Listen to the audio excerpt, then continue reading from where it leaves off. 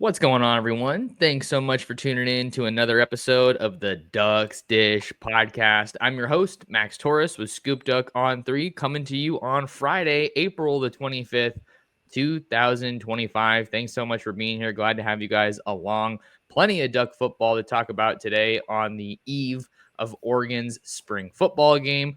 We got some NFL draft discussion to get into, and just because we are who we are with ScoopDuck, there's always recruiting stuff to talk about. So all that and more coming your way ahead of Saturday's spring game. And joining me to break it all down is ScoopDuck owner and publisher Justin Hopkins. J-Hop, how are you?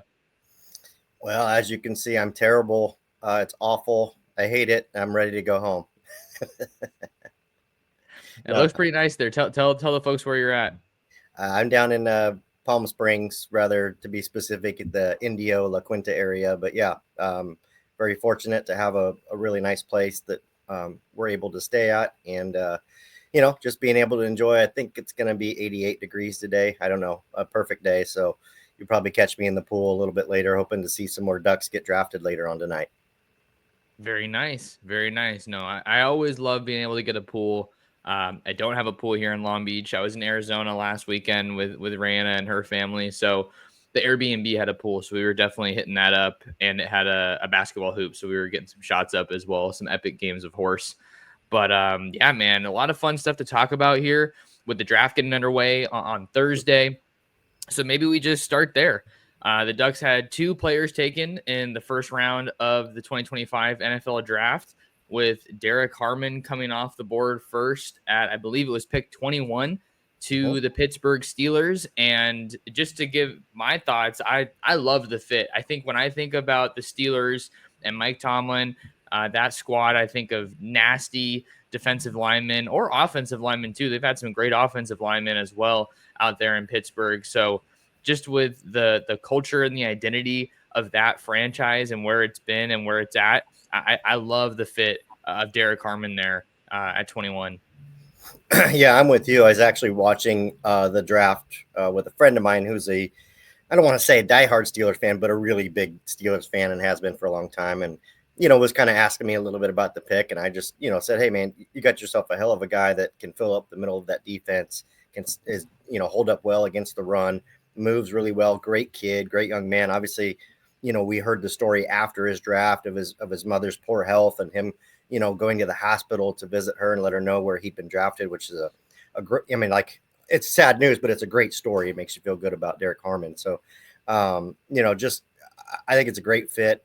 It was really funny because you could see the reaction was like Ryan Clark and some others were hoping that that's where Shedeur Sanders would go.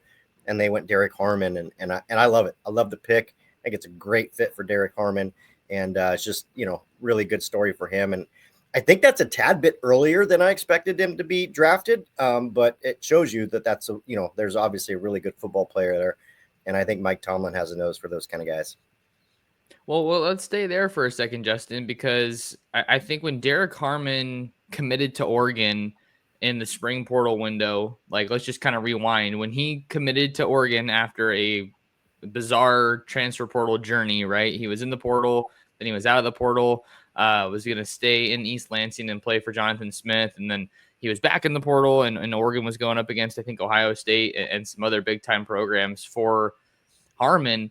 When he committed, it was a crazy day because it was him and Peyton Woodyard in the same day, if memory serves. And I think that the widespread belief, for the most part, I would say, was that he was the biggest transfer portal addition that the Ducks had in the cycle. I mean, it'd be probably him and Evan Stewart, I would probably wager. So what are you thinking as far as seeing him land in the first round and just the last year or so that we saw in his journey to Oregon? Well, what I think is this, and I know we'll get into Conerly in a minute, but what I think is that, it was a big addition, and we knew that really obviously shored up the middle of that defense. So, I don't know if if it was him or Jabbar Muhammad that was the bigger one, but both were obviously keys last season. And, what I like is that if we circle back and look really hard, Derrick Harmon at the time that he committed to Oregon, like you said, in the spring, just about a year ago from right around this time, he wasn't really a first-round guy. I mean, that's not what was now. Of course, he still had that season left to be played. Could have been at Michigan State, could have been at Oregon, but he wasn't really a first round guy. And I think the fact that he came to Oregon was able to, get the development that Oregon's able to provide. You've got Tony Tuioti, who's one of the best at what he does. You've got Tosh Lupoy. He's got two coaches right there that can help him with his position. On top of Dan Lanning being a defensive minded head coach, he got a lot of really good tutorship there. And then of course the fact that Oregon went 13-1 and he was a main cog in a really good defense in a really good conference, the Big Ten. I think all those things helped him, solidify that top, just outside top 20 position where he was drafted. And I'm not sure that would have been the case if he'd stayed at Michigan State. Yeah, maybe not. I think another part of it too is just you look at the other defensive lineman that he was surrounded by, and that obviously helps in a variety of ways, freeing up opportunities. Other players are like double teaming Jordan Birch or Mateo or something like that. So just gives more opportunities for him to stand out, and he was an absolutely essential piece of that defensive line last year. While Mateo was the sack leader, I mean Harmon was, it felt like for the most part, Mr. Consistent, or at least just a guy that really was a tone setter at that position. And I'm excited to see what he's going to do in Pittsburgh and hopefully have a long and successful NFL career. Well, like you said, not only did he benefit from good players around him, he made everyone else around him better, right? Because you had to account for Harmon, which means you couldn't go out and double on Birch all the time or double on Mateo or, and then you had guys like Amari Washington coming in behind him and keeping him fresh, right? You had really good players. Amari Caldwell played a lot that could keep him fresh for an entire game instead of playing a ton of snaps and being completely gassed by the end of the game. So I think all those things really helped get him that, top 21 pick that he was at. So the Ducks get things started in the 2025 NFL draft with Derrick Harmon, and they kept it rolling in round one at pick number 29 with offensive tackle Josh Conerly Jr. being selected by the Washington Commanders. Dan Lanning was at the Conerly household, I think it was, or their draft party get together. So that was obviously super cool that he got to be there for that moment. Josh Conerly, as we all know, was Dan Lanning's first five-star recruit at Oregon in the class of 2022. In a big recruiting battle that was also against USC and Washington, I believe. And I think for Conerly, I love this fit. I wouldn't have loved it maybe, I don't know, a year and a half ago, but the Commanders have Jaden Daniels now. The Commanders are much more fun to watch. I mean, that franchise is I don't think it's the word I was going to say funnest, but like the most fun to watch than they've probably ever been in my lifetime. So he'll kind of be, I don't know if he'll play left or right tackle there, but obviously it shows the Commanders are investing in keeping Jaden Daniels upright. And I'm just glad that Conerly lands on a team that is definitely on the up and up. Yeah, I'm with you. The Commanders, I've never had a vested interest in the Washington team. And, they were fun to watch. Like Jaden Daniels did a great job. I love the fact that he was mentored by Marcus Mariota and really, gave Mariota a lot of credit for his mentorship in that year, helping him have the successful year he had.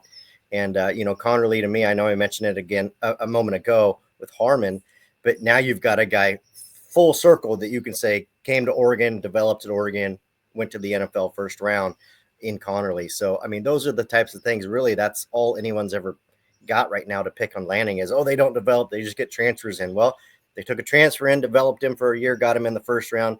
They recruited one of their top recruits and developed him and got him in the first round. You start looking at some of these others like Mateo, on the roster now that were recruited at Oregon looking like potential early round NFL guys. So, that storyline's about to go by the wayside here pretty quick, I think. And, for Oregon to send two linemen into the first round of the NFL draft, both with different paths, I think really helps Dan Lanning on the trail. If you're out getting transfer portal guys, hey, show up for a year or two, we'll develop you, get you where you want to be. Hey, if you're a top recruit, come here, we'll develop you and get you where you want to be. And that's the name of the game. So love the fit, love seeing Conerly there, and I'm sure he's excited to block for Jaden Daniels. Kind of fun. I don't know if you saw it on Twitter/X, but there was a rumor or report or whatever you want to call it that, basically like draft day when Sonny Weaver Jr. pulls out the note and it says draft Vontae over everything or no matter what or whatever it says. Cliff Kingsbury apparently dropped a note on the GM's table that said, "I'd really love that tackle from Oregon," and they ended up drafting Conerly. So kind of a fun story. Yeah, I just saw that one. So that's a super cool video from the behind the scenes of draft day out there in DC.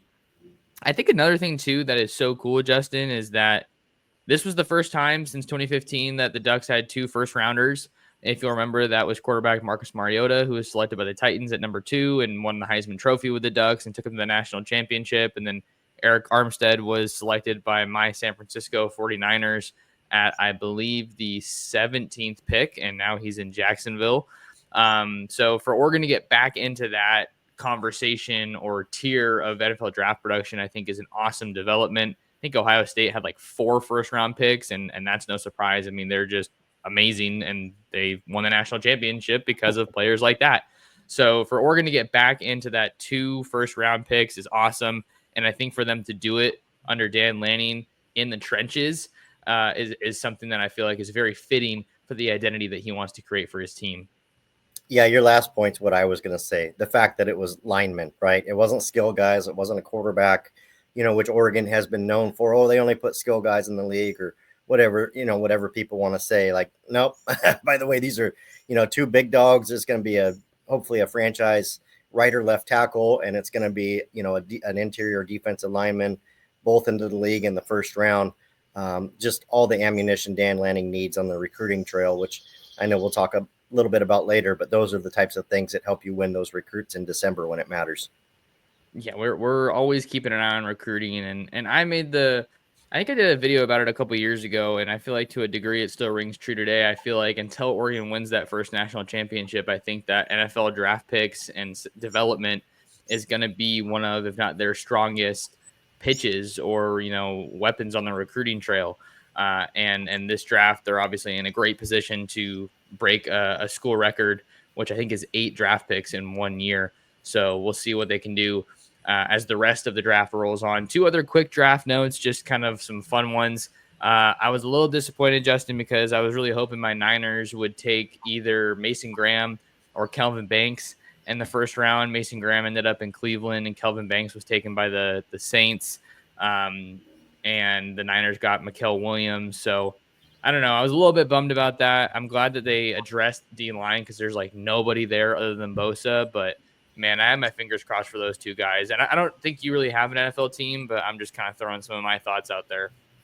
Yeah, I don't. I really don't. It was funny to watch the Saints, like you said, passed on Shedeur Sanders, which was another spot a lot of people were talking about for him. And I could spend a lot of time there. I don't really have a team. I was a Bucks fan way back in the day, and I won't pretend that, I won't pretend that I was on the bandwagon when Brady was there and they won. Like, it was great, but I just wasn't that vested in a team. So, most of my friends being from the Northwest where I live there in Medford are either Niners or Seahawks fans or Raiders fan. Those are the 3 teams that I encounter the most. And so usually I'll just make fun of my friends for whatever those teams do or don't do. And so that's usually my involvement in the NFL.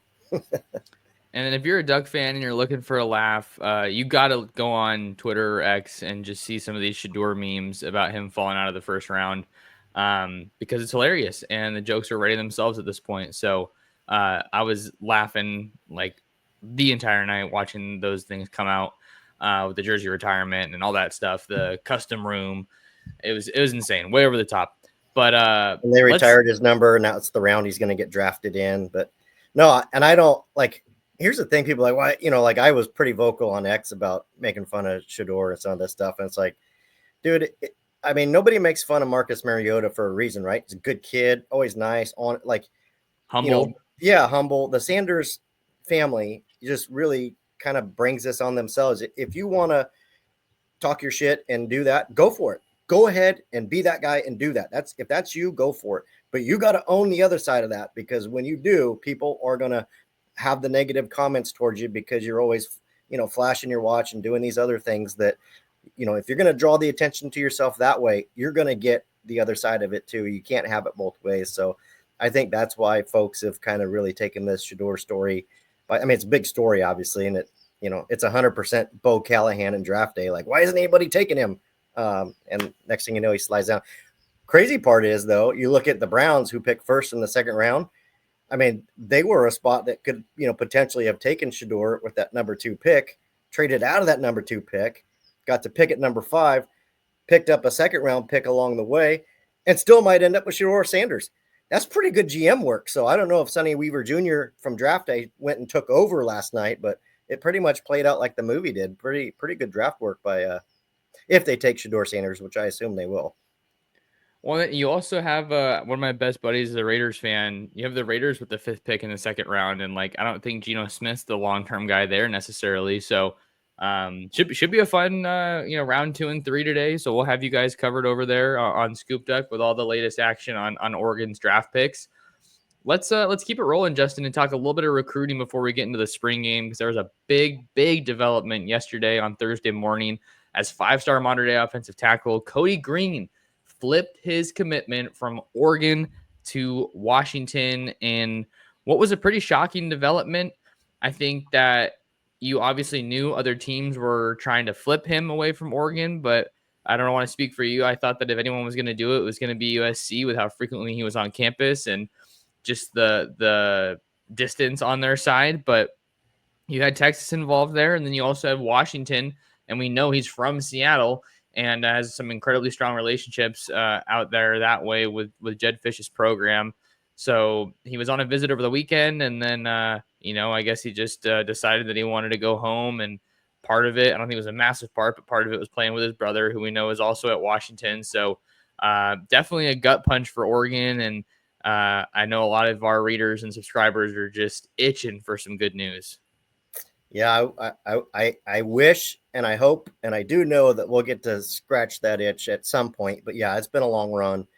I was on the site yesterday, obviously trying to, keep people in check and not tell people not to panic, because I don't think that's fair to do. I mean, everybody's able to react how they want. But I mean, I think the concern is justified. But to go, full blown panic at this point in April seems a little bit dramatic. So, just hang on. I know good news is going to come. It's going to be great. In fact, I mean, I still fully believe Oregon will sign a top 5 class when it matters most. Okay. And you don't sign your class until December. The Kodi Greene, that's a gut punch. I mean, it's a gut punch, especially to go to Washington. Like, Washington's been dead in the water recruiting, for 3 years now. And somehow they were able to pull one of Oregon's top commits. Like, that's good for them. Like, it is a bad development for Oregon. I'm not going to spin it any other way. But Oregon's going to be fine, right? I mean, look at the tackles that they still have on the board. Obviously, we know about Jackson Cantwell taking his official this weekend. Oregon might quite possibly lead for Emmanuel Ahenicho. Kelvin Obot had Oregon in his top 5 that he recently released. So Oregon's going to be fine at offensive tackle. It's just more than likely not going to include Kodi Greene at this point. And it just means that they need to go and close on those guys. I mean, I won't pretend like they don't need to. They absolutely need to go and close on a couple of these tackles, and especially now in the wake of losing Kodi Greene. Yeah, unfortunately for Oregon, you're in a spot where you have arguably your top target in the entire class coming to campus this weekend in Jackson Cantwell. Emmanuel Ahenicho just took a visit earlier this spring, and I think he kind of named Oregon his leader coming off of that trip. But he's also named Oregon his leader before, and he's also named Maryland his leader at various points. So definitely seems like he's pretty impressionable, but I think any visit you can get from a guy of that caliber, him or Cantwell, is definitely a positive. So it sucks that Kodi Greene is going to Washington if you're an Oregon fan, obviously, but you do have some other options that they've been working on. It's not like all their chips were in, all their eggs were in one basket with Kodi Greene. But yeah, I'm not going to spin it like it's positive news, because that's definitely a tough break for Oregon. So with Cantwell coming to town this weekend for his official visit, I got a full preview of that visit up on the site for our readers. So if you guys haven't already checked us out, you can try us out for just $1 over at ScoopDuck. I think that was a really in-depth interview. And some of the interesting things that I kind of got from that one, I don't want to give the whole thing away, obviously, Justin, but is there's only going to be a second trip to Oregon, which isn't necessarily where you want to be with just a couple weeks until a decision. May 13th is his new date. He's going to be coming with his parents, and he also said that he was kind of a bit surprised that most of the top schools that are recruiting him, he's working from Oregon, Georgia, Miami, and Ohio State. have kind of communicated to him that he has a pretty good shot at getting on the field early. So I thought that was kind of funny. He was like basically saying that he wasn't expecting that. But I'm like, dude, you're the number one player in the country. Of course, there's going to be a shot. So I thought that was I interesting. appreciate him being humble. I appreciate that. Yeah, no, he was cool. He was cool.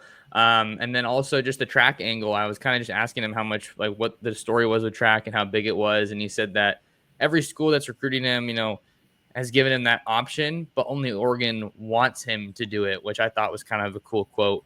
I don't know if that's going to help push Oregon over the top, but one thing's for sure, Justin, they absolutely have to knock the ball out of the park this weekend. Yeah, I'm with you. They're behind. I think they're behind. Whether they're behind Miami and Georgia or Miami or Georgia, I think Oregon's only in front of Ohio State right now for Cantwell.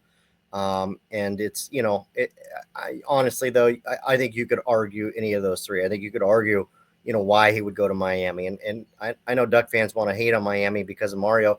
You can. And yeah, maybe their program itself isn't in a place where Oregon and Georgia are, but the guy puts offensive linemen in the league. What are you going to do? He's an offensive line head coach. If you're Jackson Cantwell, that's not a terrible fit. Georgia's Georgia. Great program. Kirby Smart. Obviously, they put guys in the league as well. So you can make an argument for all three. And I'm with you. Oregon's got to nail this visit. They get an official. Both parents coming to town. I wish the weather was going to be a little bit nicer in Eugene for the spring game, but there's nothing you can do about that.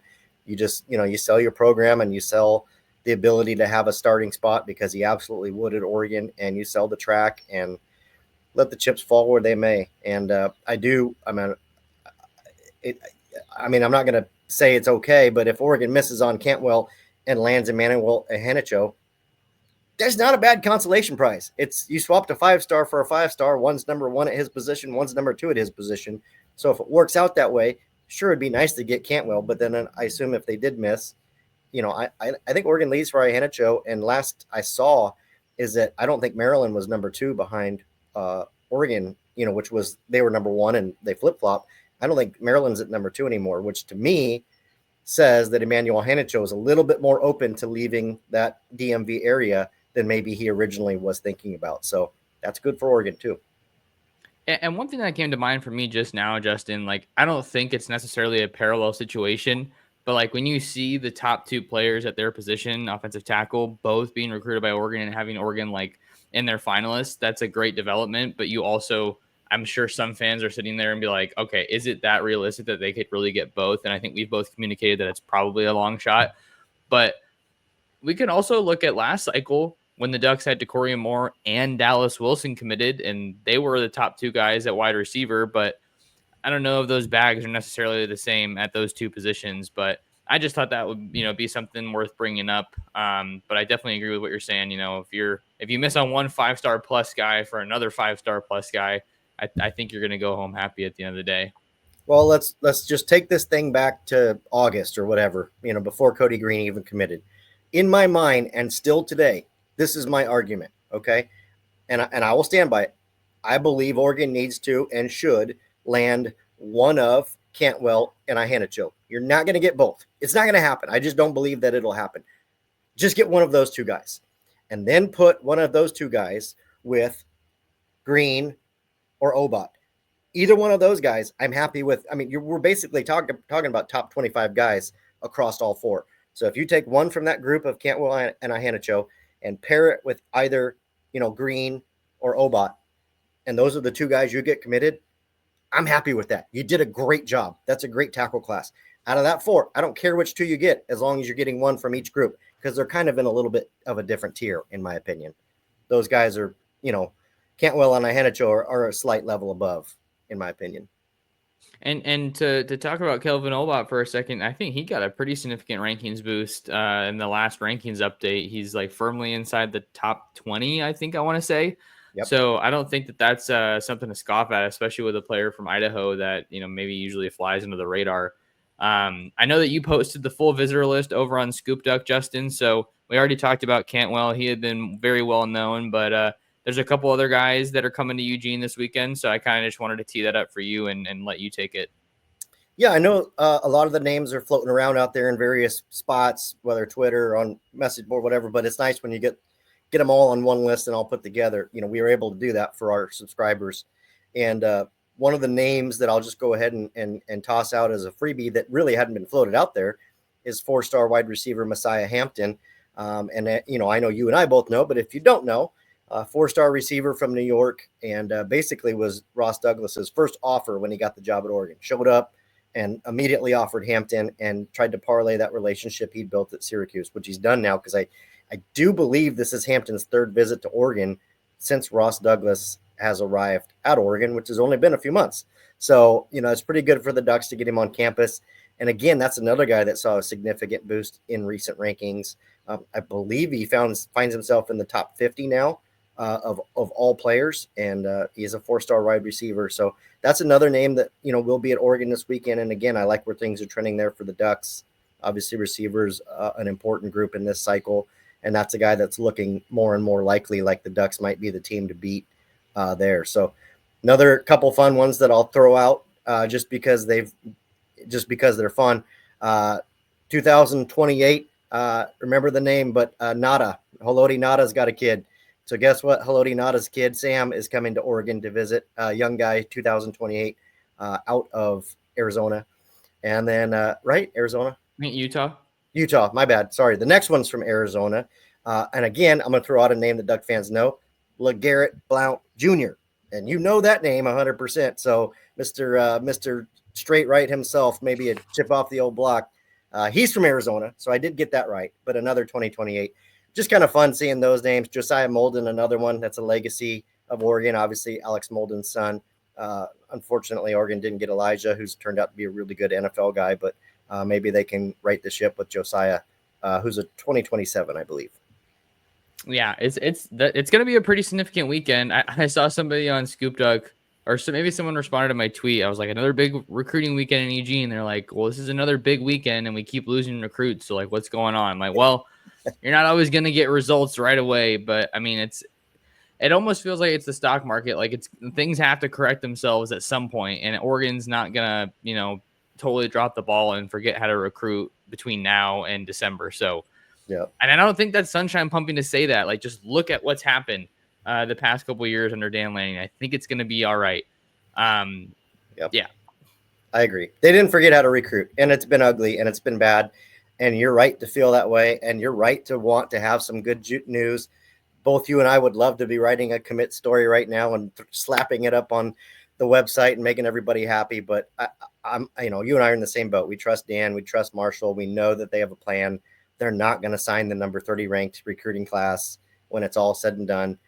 The Ducks will be fine. We just got to, here's what we get. Okay. Instead of saying chop, you do got to keep chopping wood. You got to keep chopping wood, but you also got to weather the storm. So Oregon's going to weather the storm here for this last little bit, and they'll come out all right. Well, let's wrap up today's episode with a little bit of spring game talk, Justin. I think we went a little bit longer on recruiting than I maybe thought, but I'm never going to be mad about that. We have this much longer, Max. There you go. But yeah, let's talk about the spring game, man. I mean, who are we most excited to see? I feel like you could go a lot of different directions there. You can go portal guys, you can go some recruits, you can go some of these redshirt freshmen. There's so many different directions. I think for me, if I had to throw out a really popular name, I think I'd say Naeem Offord. DeCorian Moore has been discussed incredibly frequently. And I think I'm just ready to see a really young defensive back at Oregon hopefully make a big impression. And then Cooper Perry is another one that I would put out there at wide receiver. I think he's going to be a good one for the Ducks. Yeah, it'll be. I love, that you mentioned DeCorian Moore and Cooper Perry. It'll just be interesting to see which receivers make plays, right? Because there's a lot of question marks in that room. I don't think they're bad question marks. It's just going to be, what's the floor of that room? How good is it? I mean, is Benson going to be better than we think he is? Is DeCorian Moore truly that guy, which I do believe he is? And I know you've heard a lot about Cooper Perry, and it'll be nice to see if there's some production on the field. Again, we're not going to get knee-jerk about anything that happens in the spring game. I mean, if they go out there and just fumble the ball 8 times, yeah, we'll probably have some concerns. But other than that, I'm really excited to watch the two quarterbacks operate within their offenses and just see what they do. Like, just see, are they consistent? Just see, we believe the difference in Dante Moore and Novosad might be consistency. Dante Moore might be more of an explosive big play guy. Novosad might be more like similar to what we've seen in Bo Nix and Dylan Gabriel, which is just kind of a commander of the offense, methodical. You know what I mean? Just keep the chains moving. Nothing wrong with that at all. They're just different. There's different types of quarterbacks. So it'll be interesting to see that. And then it'll be interesting to see that defensive backfield, like, who's doing what, who makes a play. Will it be Efi? Like, like you said, will it be offered? Will it be, I mean, Dylan Thieneman feels like a known commodity at this point. But I mean, will it be Kingston Lopa or Flowers or, just any of these other guys that kind of step up? Maybe Jaleel Florence is back and we're not quite alerted to it yet. So those are the things I'm looking for. And again, we're not going to be able to, you know, basically project this team next season because it's going to continue to get better. But I think it'll give us a floor for what our expectations should be, kind of moving into that summer and fall transition.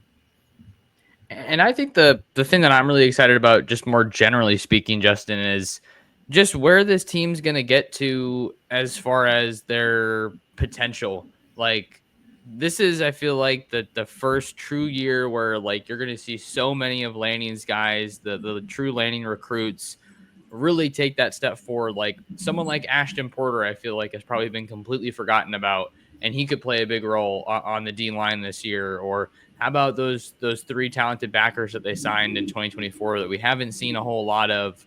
You talked about Kingston Lopa. We can talk about some of the guys in the transfer portal.